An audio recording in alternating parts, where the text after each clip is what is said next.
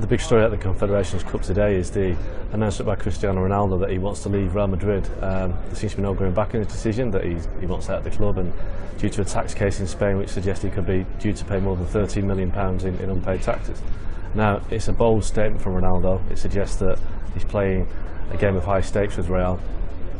The reality is he signed a 5-year contract last November worth over £350,000 a week, so the reality of him cutting that short now at the age of 32, where would he go? Paris Saint-Germain have got money, they've got the ambition to take him to Paris, and Manchester United will always be interested in Ronaldo, even at the age of 32. But the money involved to get him out of his contract, as I say, he's earning £350,000 a week. He's arguably at the peak of his powers. He just won a 4th European Cup, Champions League with Real Madrid. He's the star of the team. My gut instinct is the fact that Lionel Messi has been reportedly signing a new contract at Barcelona, and Ronaldo just wants a little bit more, maybe a little bit more attention from Real Madrid. A kind of reality check that he's the star player in the world, and he wants to be the best paid player in the world. And I'm sure that will always happen between him and Messi. That they're in a kind of arms race for wages. So I'm not sure that Real will be too concerned about this. Perhaps it's a play by Ronaldo for Real to use their political clout in Spain just to try and kill the case a little bit. I'm not sure they can kill the case politically, but just assert some influence and help brush it under the carpet in some respect. But as it stands, I don't expect Ronaldo to be away from Madrid at the start of next season. I think he'll be there. I think when they play Manchester United in the Super Cup in Skopje on the 8th of August, I suspect that Ronaldo will still be a Real Madrid player. He'll be the centre of the team again, and all this will be blown over and forgotten about.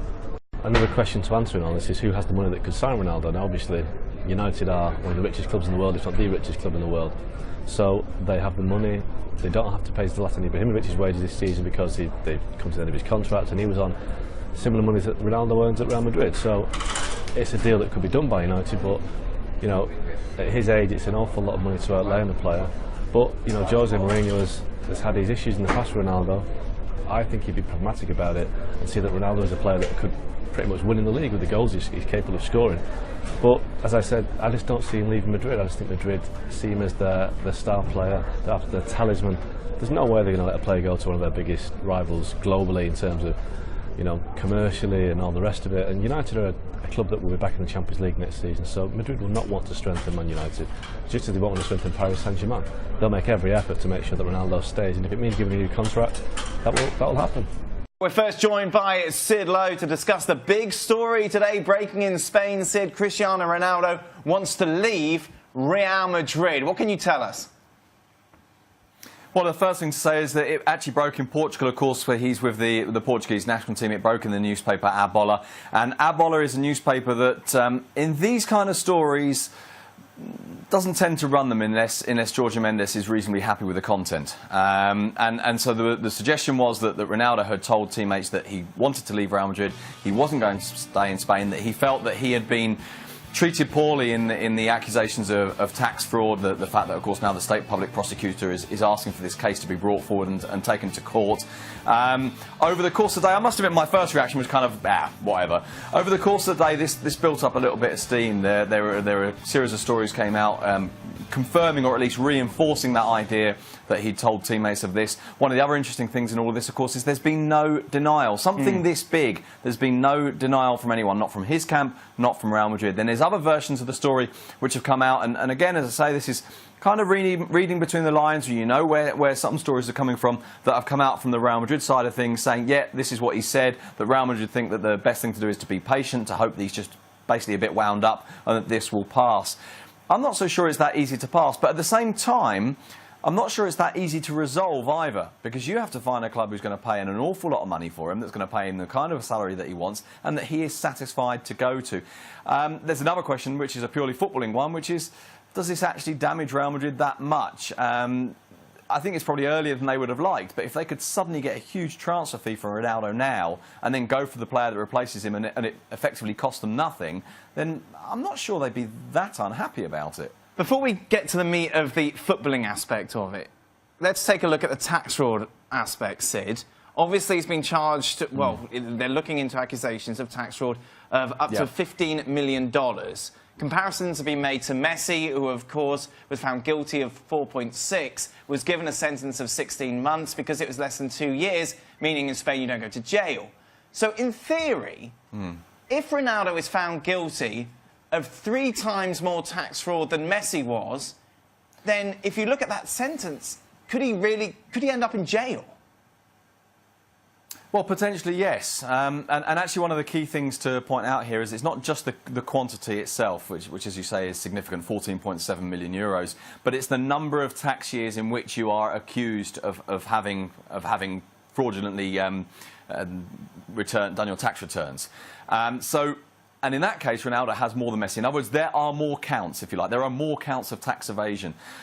Obviously, I am not even remotely in a position to try and explain to you the ins and outs of the taxation of this. I must admit, intuitively, I've always had this question mark in my mind, which is, why is it this always starts with image rights? Why is it that image rights are allowed to be taxed at a different level anyway? Why is that not considered just a normal part of income?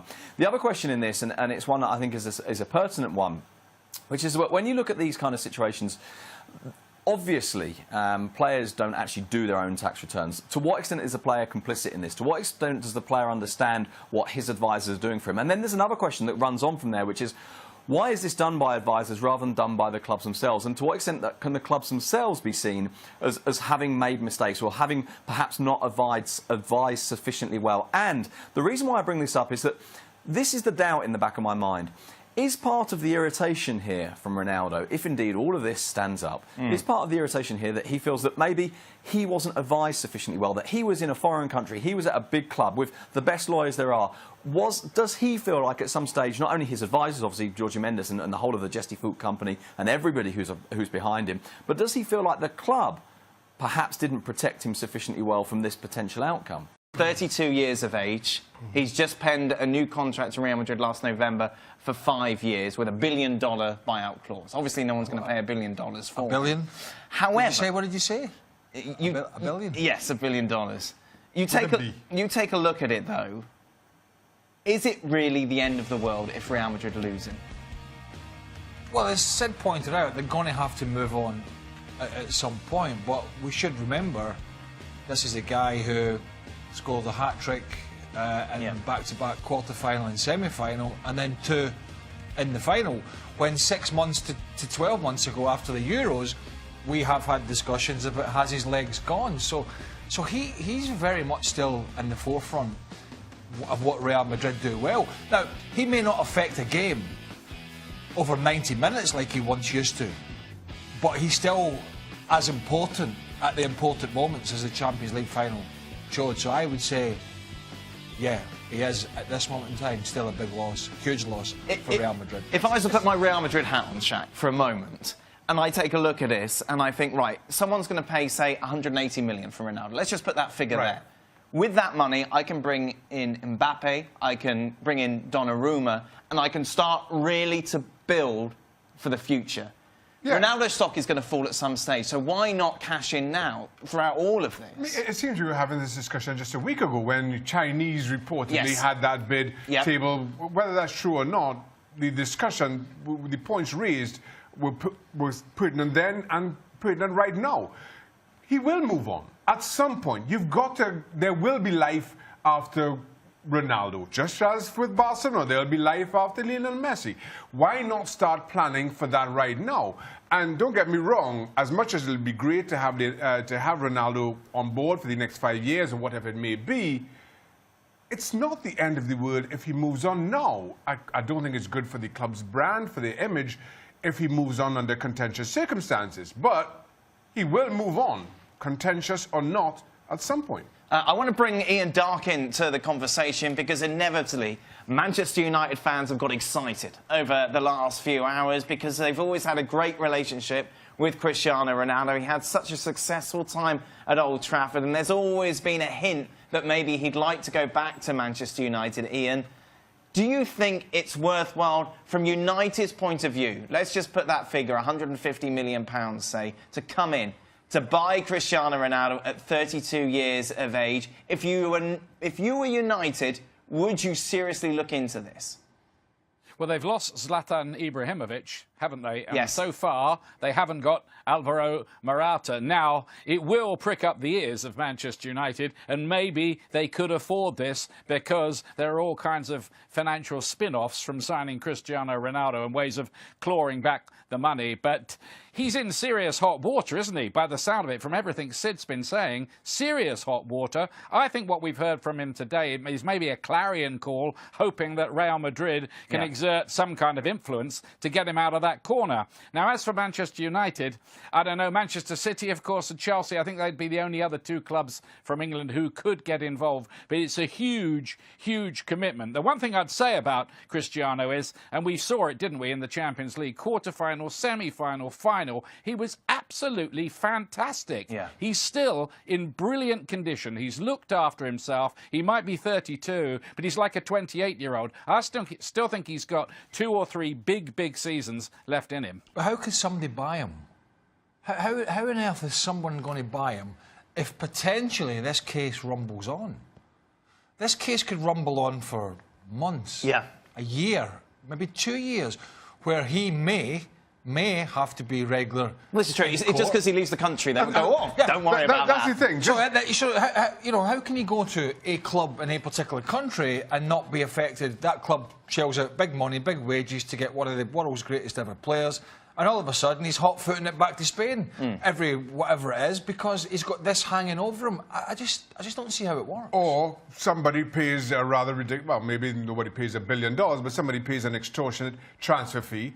They don't have any kind of, or they do have agreements with the Spanish authorities. So after you pay all this money for him in terms of a transfer fee, in 2 years' time, he has to do, he's found guilty and has to do time. How, as a club, do you cater for that risk? I'm not sure how you take that on. Sid, just going back to this Manchester United potential move, what was his relationship like with Jose Mourinho at the end at Real Madrid?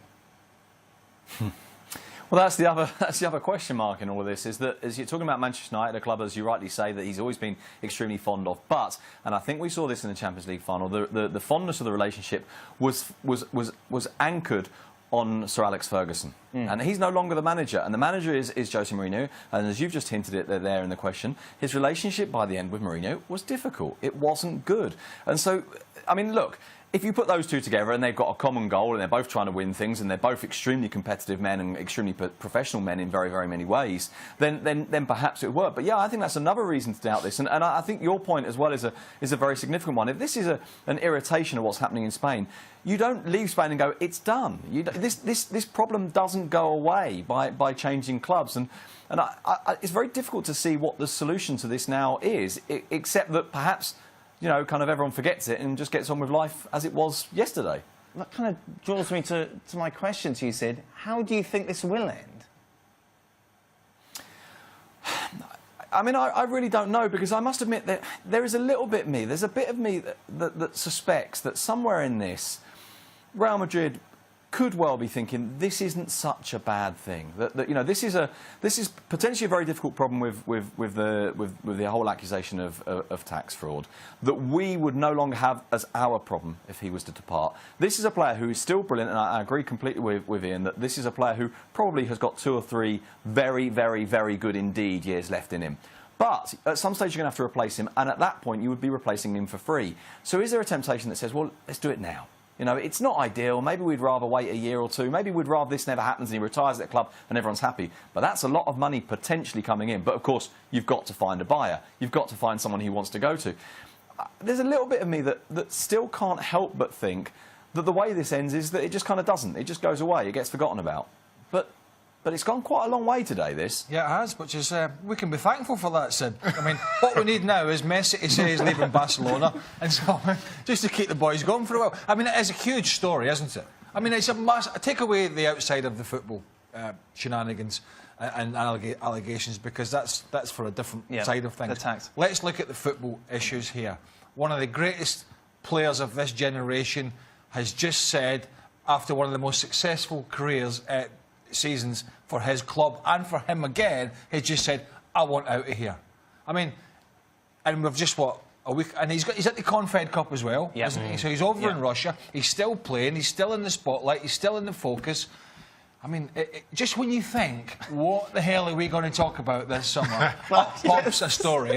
He's going to get 23 months and 29 days, and everybody's happy. You think that's that, yeah, chap? you saved nothing.